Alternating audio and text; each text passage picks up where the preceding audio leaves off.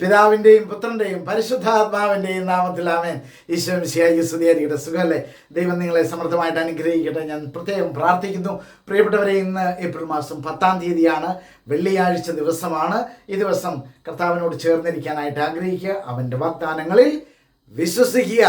ഇന്ന് നാം പഠിക്കുന്നത് വിശുദ്ധ പത്രോസ് ശ്ലീഹ എഴുതിയ 1-ാം ലേഖനം, അതിൻ്റെ 3-ാം അധ്യായം 12-ാമത്തെ വചനമാണ്. The letter of Saint Peter, the first letter of Saint Peter, chapter 3, verse 12. അതിങ്ങനെയാണ് പറയുന്നത്: കർത്താവിൻ്റെ കണ്ണുകൾ നീതിമാന്മാരുടെ നേരെയും അവിടുത്തെ ചെവികൾ അവരുടെ പ്രാർത്ഥനകളുടെ നേരെയും തുറന്നിരിക്കുന്നു.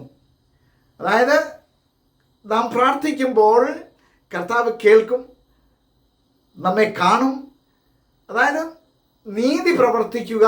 ആ നീതി പ്രവർത്തിക്കുമ്പോൾ നമ്മുടെ പ്രാർത്ഥനകൾ കേൾക്കുന്ന ഒരു ദൈവം നമ്മോടൊപ്പമുണ്ട്. പറയുന്നത് ഇതാണ്: കർത്താവിൻ്റെ കണ്ണുകൾ നീതിമാന്മാരുടെ നേരെയും അവിടുത്തെ ചെവികൾ അവരുടെ പ്രാർത്ഥനകളുടെ നേരെയും തുറന്നിരിക്കുന്നു.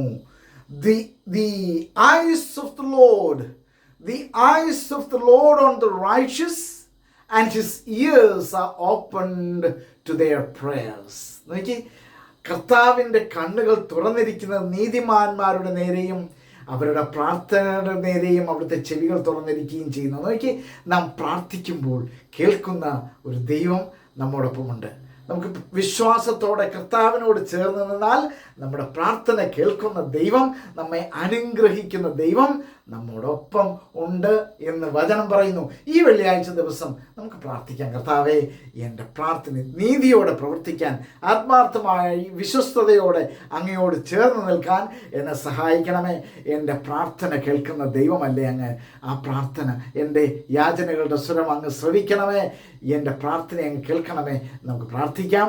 ദൈവം നിങ്ങളെല്ലാവരെയും സമൃദ്ധമായിട്ട് അനുഗ്രഹിക്കട്ടെ എന്ന് പ്രാർത്ഥിക്കുന്നു. മറ്റുള്ളവരിലേക്കൊക്കെ ഈ വചനങ്ങൾ ഷെയർ ചെയ്യണം കേട്ടോ. ആർക്കെങ്കിലുമൊക്കെ ഒരു ഉപകാരപ്പെടുമെങ്കിൽ, വചനം പഠിക്കാൻ സഹായകരമാകുമെങ്കിൽ ഇതെന്ന് നിങ്ങൾ തോന്നുകയാണ്, ഇത് മറ്റുള്ളവരിലേക്ക് അയച്ചു കൊടുക്കണം എന്ന് തോന്നുന്നുണ്ടെങ്കിൽ തീർച്ചയായിട്ടും ഇത് മറ്റുള്ളവരിലേക്ക് പാസ് ചെയ്യുക. ഒന്ന് സബ്സ്ക്രൈബ് ചെയ്യാനൊക്കെ ഒന്ന് ആഗ്രഹിക്കുക. അപ്പം മറ്റുള്ളവരിലേക്ക് എത്തിപ്പെടാനായിട്ട് അത് അവസരമൊരുക്കും. ദൈവം അനുഗ്രഹിക്കട്ടെ.